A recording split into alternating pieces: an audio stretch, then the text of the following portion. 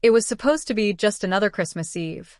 The city outside my window glittered under silver lights, the kind of cold, quiet beauty that makes you forget how lonely December can feel.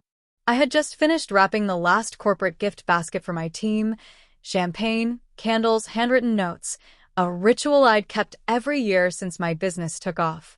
My phone buzzed on the marble counter. I smiled without looking, expecting a "can't wait to see you tonight" from Ethan, my husband. But the screen said something else. "You weren't invited. Your brother's girlfriend doesn't like you." For a second, I thought it was a joke. Then, another message. "It's better if you skip dinner. Don't make it awkward." The sound that left my throat wasn't quite a laugh. It was quieter, the kind of noise you make when something inside you breaks but refuses to shatter completely. I stared at my reflection in the kitchen window, hair perfectly curled, red silk blouse glowing under the soft light, a woman who looked like she had everything under control. Except tonight, she was being uninvited from her own family's table. I didn't text back. I just set the phone down next to my glass of wine and whispered, "Merry Christmas" to me. And in that silence, I felt the echo of another December, years ago when I first learned what it meant to be left out. I still remember that Christmas 5 years ago, the one that taught me what silence really costs. Back then, I was the girl who tried too hard, baking, smiling, making sure everyone else felt comfortable. Ethan and I had been married barely a year, and I still believed that effort could fix anything. My brother, Ryan, had just started dating someone new, Vanessa. Perfect hair, perfect laughter, perfectly rehearsed sweetness. She greeted me with a hug that didn't quite land. "Oh, you're Madison. I've heard a lot about you." Her smile said the rest. That night, around the dinner table, I brought a homemade pecan pie, my mom's old recipe. Everyone loved it, except Vanessa, who made a joke about store-bought crusts. People laughed. I pretended not to notice. But Ethan did. He leaned close and whispered, "Just let it go. Don't start." And so I didn't. Not when she corrected my story halfway through. Not when she called me intense. Not even when Ryan brushed me off like I was some background character in his life. But I did speak up when Ethan joined in, not cruelly, just dismissively. He said, "Madison always overreacts. Don't take her too seriously." It wasn't loud. It wasn't public. But it was enough. I excused myself to the kitchen, heart pounding. The laughter from the dining room carried like static in my ears. That's when I found it, the small velvet box sitting on the counter. It was from my grandmother, the last Christmas gift she'd sent before she passed. Inside, a delicate silver locket with tiny words engraved inside. "Shine quietly, they'll see when it's time." I remember clutching it so hard it left an imprint in my palm. Somewhere between the noise and the hurt, something in me just settled. Not peace, not yet, but resolve. When Ethan drove home that night, I didn't speak. He assumed I was sulking. I was actually planning. By the next morning, I had packed a suitcase. One carry-on. A single pair of heels. And that locket around my neck. I didn't leave with a speech. Just a note on the table that said, "If I'm too much, maybe you should try being more." That was the day Madison Cole disappeared, and the woman I was meant to become started breathing. Leaving wasn't the hardest part. Staying gone was. For months, I lived out of a small apartment in Portland, a one-bedroom above a noisy cafe where the smell of espresso clung to everything I owned. I worked at the front desk of a small marketing firm. Nothing glamorous: phones, spreadsheets, fake smiles. But every evening, after everyone went home, I'd stay behind, teaching myself design, copywriting, social media algorithms. I didn't have much, but I had time. And the quiet. The kind of quiet that either breaks you or builds you. One night, my boss's friend, a woman named Diane Blake, stopped by. She was everything I wanted to be. Confident, stylish, effortlessly respected. She noticed I was still there at 10 p.m. "You're either overworked or obsessed," she said. I smiled. "Maybe both." Diane laughed and asked to see what I was working on, a mock campaign I'd created for fun. The next day, she called me into her office and said, You've got something. Come work for me. That moment changed everything. Diane became my mentor, my first real believer. She didn't care about my past, only my potential. She taught me how to pitch, how to read a room, and how to make people listen without ever raising your voice. And I listened. I learned. I grew. There were nights I cried on the bathroom floor, too tired to eat. Nights when loneliness felt like an extra shadow. But then there were small victories. My first independent client, my first campaign that went viral, my first time signing a contract with my own name on the letterhead. Madison Cole Creative. Within 3 years, I had my own agency. Within 4, we were handling major national brands. And yet, I never told my family. When my brother called occasionally, I'd keep it simple. Yeah, I'm doing okay. Just busy. When Ethan texted once, out of nowhere, asking how I was, I replied with a polite, "Doing fine. Hope you're well." They thought I'd faded away. In reality, I was quietly building something too bright for them to even look at yet. Every Christmas after that, I'd light a candle for Grandma and polish that silver locket. I'd whisper her words like a mantra. Shine quietly, they'll see when it's time. And time was closer than I knew. Because last week, an invitation arrived. Embossed gold lettering, my brother Ryan's handwriting. Christmas dinner, the whole family together again. I almost didn't go. But curiosity, or maybe closure, whispered louder than fear. So, I marked the date on my calendar. And for the first time in years, I didn't feel small or anxious. I felt ready. Ready to walk into the same room that once made me feel invisible. And let them see the woman they tried to erase. The snow fell in soft spirals that night, the kind that muffle sound and make the world feel like it's holding its breath. I pulled up outside the Windsor Hotel, where my brother's Christmas dinner was being hosted. White lights framed the tall windows, laughter spilling from the grand ballroom. Funny thing?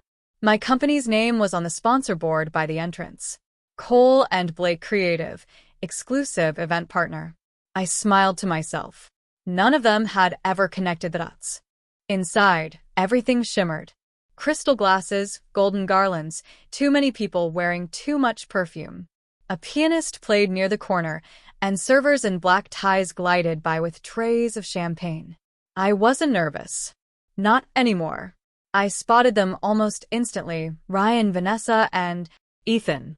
He stood beside her, a drink in his hand, looking comfortable. Like he belonged there more than I ever did. When Vanessa saw me, her smile faltered. "Oh, Madison, you made it."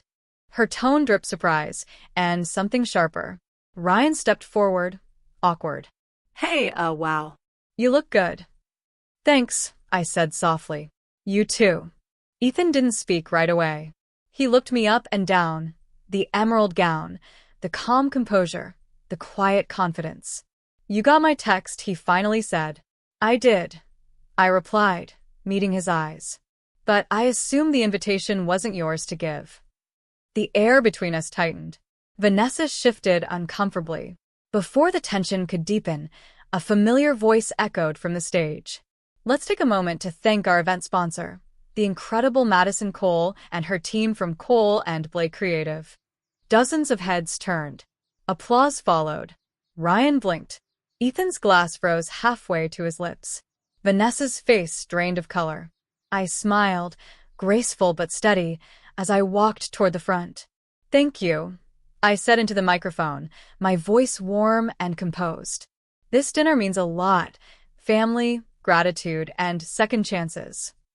I raised my glass and looked right at them. "Merry Christmas, everyone." When I stepped down, the silence at their table was deafening. Ryan spoke first. "Madison, that's your company?" "Yes," I said simply. "Has been for years." Vanessa laughed nervously. "Oh, I had no idea. That's impressive." Ethan looked like he'd seen a ghost. "You mean to tell me this whole event was built by the woman you told not to come?" I said, my voice even. "Yes, that one." For a moment, no one breathed. It wasn't revenge I felt, it was something quieter. Vindication. Not from their praise, but from the stillness that comes when you've finally said everything without needing words. Ryan's eyes softened. Mads, I didn't know. We just thought. You thought I was gone, I said. That I'd vanished into some sad little story. But I didn't. I just stopped performing for people who refused to see me. I turned to leave. Ethan reached for my arm. Madison, wait. We could talk. No, I said gently. You've had years to talk. You chose silence. His hand dropped. The music swelled behind me, and as I walked away, people began clapping again. Not because they understood the story, but because they felt the energy shift. For the first time, I wasn't walking out of a room feeling small. I was walking through it, owning every inch of air I breathed. And in that glittering chaos of laughter, lights, and shock, I whispered to myself, "Looks like it's time, Grandma." Because they finally saw me. They came to find me later that night. I had stepped out onto the hotel terrace, the city lights blinking below like tiny stars. Snow drifted across the railing, melting against the warmth of my champagne glass. I'd just begun to breathe again when the door opened behind me. Madison. Ryan's voice. Tentative. Hesitant. The same brother who once teased me for being too emotional. I turned slowly. Vanessa hovered behind him, arms folded. Ethan lingered a few feet away, looking like a man rehearsing regret. Ryan cleared his throat. Listen, we didn't know. I mean, we should have invited you. I just thought maybe you'd moved on and you thought I didn't belong anymore. I finished for him. He looked down. I'm sorry. Vanessa spoke next, her voice quieter than I'd ever heard it. I didn't mean for my comment to blow up back then. I was young, stupid, cruel, I said gently. You were cruel. She swallowed hard. Yeah, I was. I guess I was jealous. You always had this confidence. I almost laughed. Confidence? I'd built mine out of ashes. And then there was Ethan. He finally met my eyes. Madison, I made mistakes. I shouldn't have let you walk away. I held his gaze calm, steady, merciful. You didn't let me walk away, Ethan. You made it easy to. Silence stretched between us, soft and final.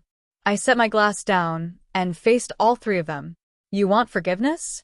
That's not something I hand out like dessert. But if you really mean it, start with honesty.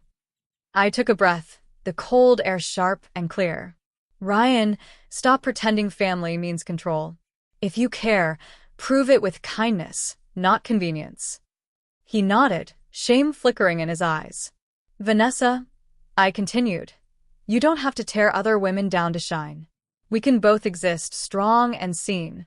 Try that for once. Her eyes welled up. She whispered, I will. And finally, Ethan, you always told me I was too ambitious, too emotional, too much. I won't apologize for any of that anymore. If you ever loved me, then let that be enough to wish me well, and let me go. He opened his mouth, then closed it. For once, he had nothing to say. I reached into my clutch and pulled out a small white envelope. There's a donation card inside, I told Ryan. It's for Mom's favorite charity. In your name. Merry Christmas. He looked stunned. You didn't have to. I know, I said softly. But doing the right thing shouldn't depend on who's watching. The terrace light flickered as another gust of snow swept past us. They stood there, awkward, small, and strangely human, the people who once made me feel like I was never enough. But tonight, they were the ones learning how to be smaller, quieter, kinder. I turned toward the city and whispered, more to myself than them. You all taught me something. What silence costs. What dignity saves. And with that, I walked back inside, heels clicking against marble, head high, heart unburdened. For the first time in years, I wasn't proving anything. I was choosing peace. Christmas morning arrived quietly. No ringing phones, no noise, no drama. Just sunlight spilling across my apartment floor, warm, golden, soft against the silk curtains. The world outside glittered with frost, and for the first time in years, I felt still. My phone buzzed on the counter. A few messages, one from Ryan. Dinner went great. Thank you for coming. You were incredible. Another from Vanessa. You were right. I have a lot to learn. Merry Christmas. And one, short, simple text from Ethan. I'm sorry. Truly. I read them all once. Then again. Then I put my phone face down and smiled. Because closure isn't about getting every apology you deserved. It's about realizing you don't need them to move forward. I brewed a cup of coffee, the kind Grandma used to make, strong and sweet. The steam rose in lazy curls as I walked toward the window, watching snowflakes float past like feathers. On the small table beside the couch sat the silver locket. I picked it up, brushing my thumb over the engraving. Shine quietly, they'll see when it's time. She was right. They saw. But more importantly, I did. For so long, I wanted to be understood, accepted, loved the way I gave love. But somewhere along the way, I realized something deeper. I wasn't meant to fit into their story. I was meant to write my own. And I did. The agency was thriving. My team had become my second family. I had friends who cheered for me loudly, who didn't flinch when I succeeded. And as I looked out at the city, my city now, I whispered softly, "Thank you, Grandma, for teaching me how to shine even when no one was watching." I fastened the locket around my neck and let it rest over my heart. It wasn't just jewelry anymore, it was proof. Proof that the girl they uninvited became the woman no one could overlook. Somewhere far below, the church bells began to ring, marking Christmas Day. And in that perfect, quiet moment, I spoke the words that would close this chapter of my life, the words that carried both grace and power, the kind meant for a final voiceover line. This Christmas, I didn't wait for an invitation. I became the reason for one.